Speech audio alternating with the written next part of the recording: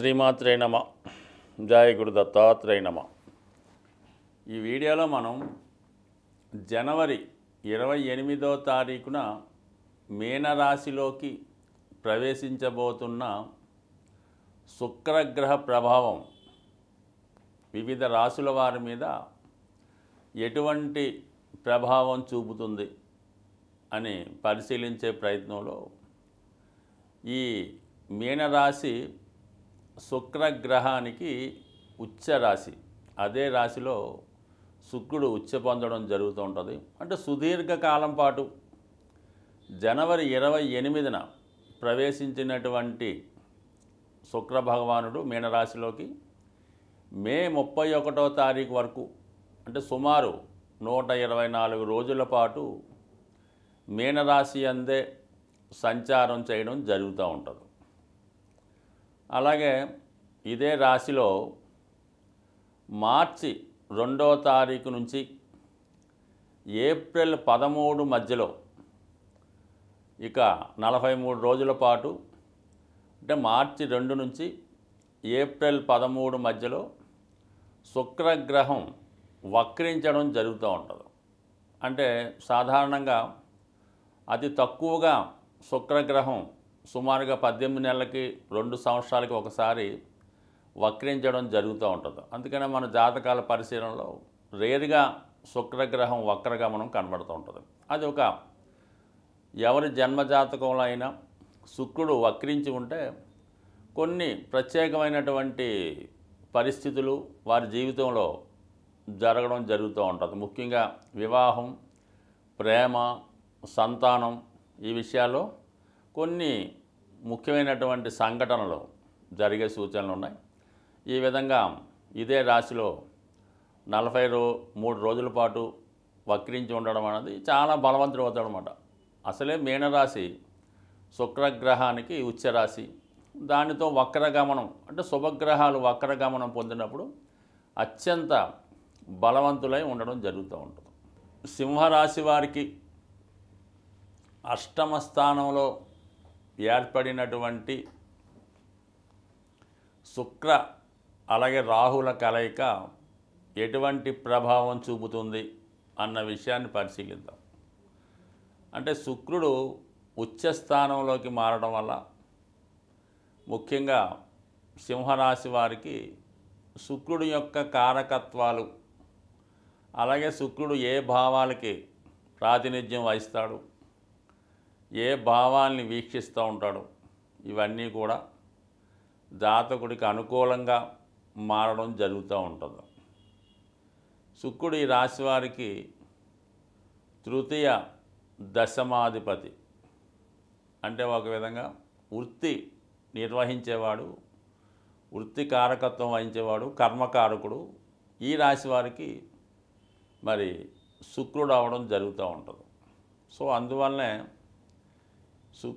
ఈ సింహరాశి వారు ఏదైనా ఉద్యోగం చేయాలన్నా, వ్యాపారం చేయాలన్నా బాగా ప్రాతినిధ్యం వహిస్తూ చాలా ఉన్నతంగా, కలర్ఫుల్గా 10 మందికి గుర్తింపు వచ్చే విధంగా వాళ్ళు కోరుకోవడం జరుగుతూ ఉంటుంది. అంటే చిన్న చిన్న ఉద్యోగాలు చేయడానికి ఇష్టపడకుండా బాగా గ్లామర్గా ఉన్నటువంటి ఉద్యోగాలు కోరుకుంటూ ఉంటారు. అందుకని ఎక్కువగా ఈ సింహరాశిలో జన్మించిన వారు సినిమా హీరోలుగా, డైరెక్టర్లుగా, నిర్మాతలుగా రాణించగలుగుతూ ఉంటారు. ఇక రాజకీయ రంగం చెప్పక్కర్లేదు.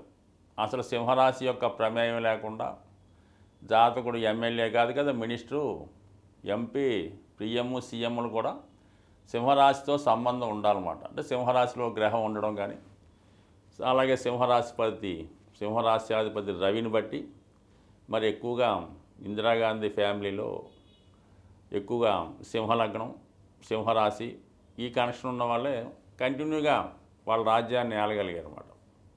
సో అందువల్ల ఏంటంటే ఈ సింహరాశి వారికి ప్రస్తుతం శుక్రుడు ఉచ్చ స్థానంలోకి రావడం వల్ల మరి ఎవరైతే అటు రాజకీయ రంగం, సినిమా పరిశ్రమ, ఇండస్ట్రీసు వ్యక్తిగతంగా వాళ్ళే సమర్థవంతంగా నిర్వహించుకుంటుంటారు. కొంతమంది రియల్ ఎస్టేట్ అవ్వచ్చు, ఆస్ట్రాలజీ అవ్వచ్చు, చార్టెడ్ అకౌంటెంటు, వైద్యులు, డాక్టర్లు, ఇంజనీర్లు, ప్లానర్సు, వీళ్ళంతా కూడా ఇప్పుడు ఈ సమయంలో అంటే మనకి జనవరి 28 నుంచి మే 31 124 రోజుల పాటు ఈ మీనరాశిలో ఉచ్చస్థానంలోకి శుక్రుడు రావడం వల్ల అనూహ్యంగా ఈ రాశిలో జన్మించిన వారి యొక్క పదవిలో ఉన్నతి రావడం జరుగుతూ ఉంటుంది.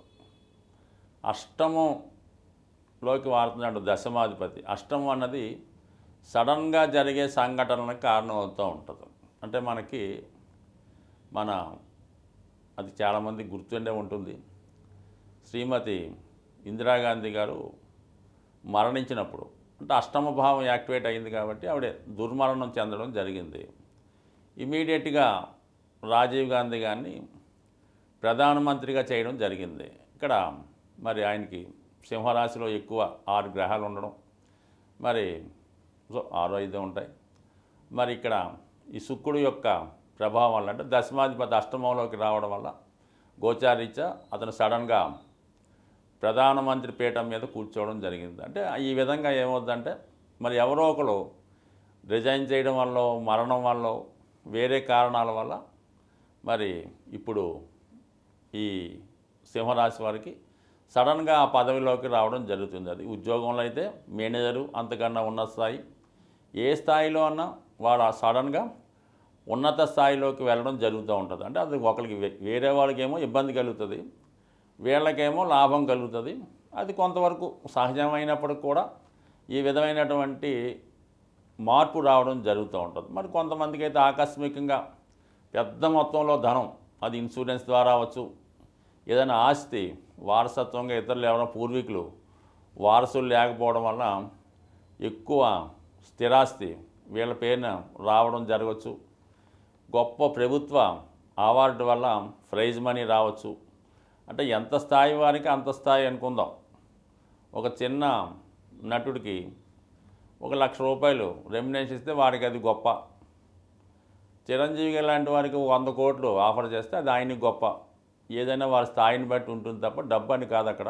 అంటే మొత్తం మీద అటువంటి ఉన్నత స్థాయి పదవి, గౌరవం మరి సింహరాశి వారికి రావడం జరుగుతుంది. ఇక్కడ రాహువు కూడా ఉండడం వల్ల ఏమైందంటే ఈ రాహువు ఈ శుక్రుడు కూడా సినిమా ఇండస్ట్రీకి కారణం అవుతుంటారు, సాఫ్ట్వేర్ రంగానికి కారణం అవుతుంటారు, ఆటోమొబైల్ రంగానికి ఇండస్ట్రీకి కారణం అవుతుంటారు, మెడికల్ రంగానికి కారణం అవుతుంటారు. ఏదైనా ఇటువంటి వాటికి అనూహ్యంగా మరి సామ్రాజ్య అధినేతగా మారే అవకాశం ఉంది. మరి కొంతమంది అంటే సాధారణంగా సినిమాల్లో చూపిస్తారు కానీ ఉంటారో తెలియదు, ఈ డాన్ ఉంటారు కదా, మా సెటిల్మెంట్ చేసేవాళ్ళు ఈ ముంబైలో ఎక్కడో ఉంటారని చెప్తుంటారు. అటువంటి వాటిలో కూడా ఒక గ్యాంగ్స్టర్గా మరి కొంతమంది ప్రవేశించడం కానీ, అందులో గ్యాంగ్స్టర్గా లీడర్గా మరి మాస్ లీడర్గాను, స్మగ్లింగ్ లీడర్గాను, ఆ విధంగా కూడా అందులో ఉన్న వాళ్ళకి అటువంటి పదవి వాళ్ళ నాయకుడికి రావడం వల్ల, నాయకుడు పోవడం వల్ల, ఇంకో రావడం వల్ల రావచ్చు. ఇది కొంతవరకు ఈ అడవిలో ఉన్నటువంటి నక్సలైట్కి కానీ అలాగే ఇలాంటి డాన్లకు కానీ కూడా అంటే రాహు ప్రభావం వల్ల అలా జరిగే అవకాశం ఉంది. అలాగే ఈ పోలీస్ డిపార్ట్మెంట్లో కూడా ఉన్నత స్థాయి ఉద్యోగంలో ఉన్న వాళ్ళు రిటైర్మెంట్ వల్ల మరి ఎవరైనా సింహరాశిలో ఉంటే ఇలాంటి ఉన్నత పదవి కోసం ఈ పోలీస్ డిపార్ట్మెంట్ వారు కానీ రాజకీయ నాయకులు కానీ ఉంటే వాళ్ళకి అనూహ్యంగా ఒక గొప్ప పదవి రావడం జరిగే అవకాశం ఉంది, సడన్గా జరిగే అవకాశం ఉంది. ఏదైనా సరే జాతకంలో గోచారరీత్యా, జన్మజాతక రీత్యా ఏర్పడినటువంటి దోషాలని చిన్న చిన్న పరిహారాలతో దాన్ని పరిష్కరించుకోవడం అన్నది కేవలం మన శాస్త్రాన్ని రచించినటువంటి పరాశరుల వారే చెప్పడం జరిగింది. అంటే ప్రతి సమస్యకి ఒక పరిష్కారం చెప్పడం జరిగింది. మనం తెలుసుకోవాల్సిందల్లా అంటే ఇప్పుడు ఏ గ్రహానికి మనం పరిష్కారం చేసుకుంటే ఈ పరిస్థితి నుంచి బయటపడతాం అన్నది మనకి శాస్త్రంలో చెప్పడం జరిగింది. ఇప్పుడు మనం రాహువు శుక్రుడు గురించి తెలుసుకోవడం జరిగింది. అంటే ఏదన్నా రాహువు బాధించే గ్రహం తన పనే సూర్యచంద్రులనే ఇబ్బంది పెడుతుంటాడు, ఇంకా శుక్రుడు పెద్ద లెక్కలో కాదు కదా. అయితే ఏంటంటే ఇందులో రాహుగ్రహానికేమో మనం తన యొక్క పవర్ని తగ్గించే విధంగా రాహుకి పరిహారం చేసుకోవాలన్నమాట. అలాగే శుక్రుడి యొక్క స్ట్రెంత్ పెంచాలన్నమాట. అంటే రాహు ప్రభావం నుంచి పెట్టాలంటే శుక్రుడి యొక్క బలం పెరగాలి. అంటే అటువంటి వ్యామోహానికి వెళ్లకుండా శుక్రుడు పవర్ఫుల్ అవ్వాలన్నమాట. అంటే ఒక గ్రహం దానం వల్ల ఏంటంటే అది మనకి తగ్గుతుంది దాని పవరు. మనం స్తుతించడం వల్ల అంటే మనం అమ్మవారికి సహస్రనామాలు, వెంకటేశ్వర స్వామికి ఇవన్నీ సహస్రనామాలు, సుప్రభాతాలు ఇవన్నీ కూడా మనం పొగడ్తల ద్వారా అంటే అందులో ఉన్న చెప్పడం వల్ల అతనికి వాళ్ళ పవర్ అర్థమవుతూ ఉంటుంది అన్నమాట. అందువల్ల శుక్రగ్రహం మీరు డెవలప్ చేసుకోవాల్సి ఉంటుంది. అంటే శుక్రగ్రహాన్ని ప్రసన్నం చేసుకోవాలనుకున్న వాళ్ళు ముఖ్యంగా విష్ణు సహస్రనామం చదువుతూ అందులో ఉన్నటువంటి లక్ష్మీ స్తోత్రాన్ని, దాని తర్వాత కనకదార స్తోత్రాన్ని పారాయణ చేయవలసి ఉంటుంది. శ్రీ సూక్తం కూడా ఓకే, అంటే మీరు ఏదైనా అమ్మవారిది పఠించండి, కానీ విష్ణుమూర్తిని పఠించకుండా, స్తుతించకుండా, విష్ణు సహస్రనామం చదవకుండా, కనీసం గోవిందనామాలు చదవకుండా లక్ష్మీ అమ్మవారి యొక్క అనుగ్రహాన్ని మీరు ఎట్టి పరిస్థితుల్లో కూడా పొందలేరు. మీరు కనకదార స్తోత్రాన్ని 1,00,000 సార్లు పఠించిన జీరో ఫలితం. దానితో పాటుగా విష్ణుమూర్తిని కూడా స్తుతించడం వల్ల మీ యొక్క అనుగ్రహం వచ్చి అమ్మవారు మీకు అనుగ్రహించే అవకాశం ఉంది. కాబట్టి మీరు చక్కగా సింపుల్గా విష్ణు సహస్రనామం ప్రతిరోజు వద్దు, నెలకొక్క రోజు మీ యొక్క జన్మ నక్షత్రానికి సాధన తార వచ్చే రోజు ముందు వినండి, పర్వాలేదు, చక్కగా వినండి. దాని తర్వాత అర్థాలు తెలుసుకోండి, దాని తర్వాత చదివే ప్రయత్నం చేయండి. నామమాత్రం చేత అనుగ్రహించే దైవం మరి పరమేశ్వరుడు. ఆ విష్ణు సహస్రనామ పుస్తకం మీ చేతిలో ఉన్నా జేబులో ఉన్నా సరిపోతుందన్నమాట, అంత గొప్పగా పనిచేస్తుంది. మీరు ఒకసారి ప్రయత్నం చేసి చూడండి.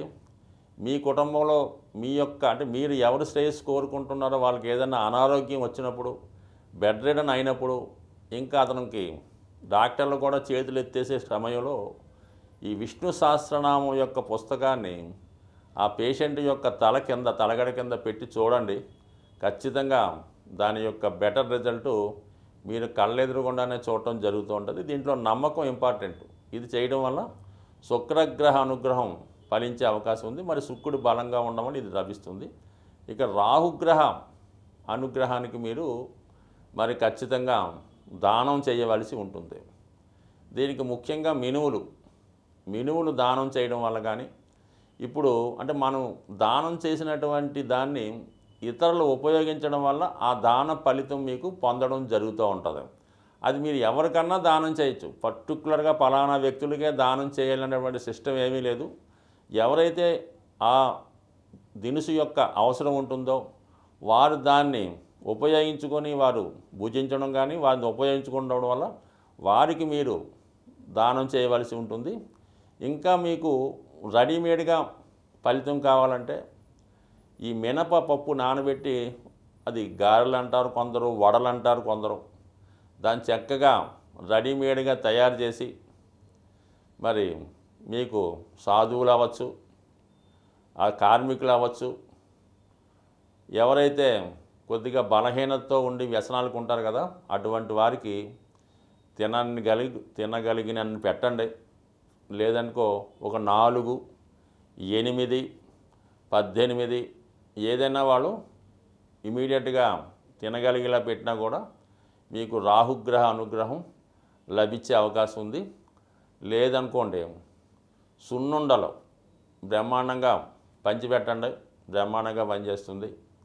ఇంకా వీలైతే ఏదైనా అమ్మవారు కనకదుర్గ అమ్మవారి టెంపుల్లో ఏదైనా చండీ హోమం లాంటిది జరుగుతున్నప్పుడు అందులో పాల్గొనడం వల్ల మీకు రాహుగ్రహ దోషం నుంచి సంపూర్ణ పరిహారం దొరికే అవకాశం ఉన్నది. బట్ ఏదైనా మీ యొక్క నమ్మకాన్ని బట్టి చిన్నదైనా ఫలితం ఇవ్వడం జరుగుతుంది. నమ్మకం లేకుండా గుళ్ళో డబ్బులు కట్టేసామండి, అక్కడ అమౌంట్ పంపేసామండి అంటే మాత్రం ఎట్టి పరిస్థితుల్లో కూడా ఫలితం వచ్చే అవకాశం లేదు. ఏదైనా నమ్మకం ఇంపార్టెంటు. స్వస్తి.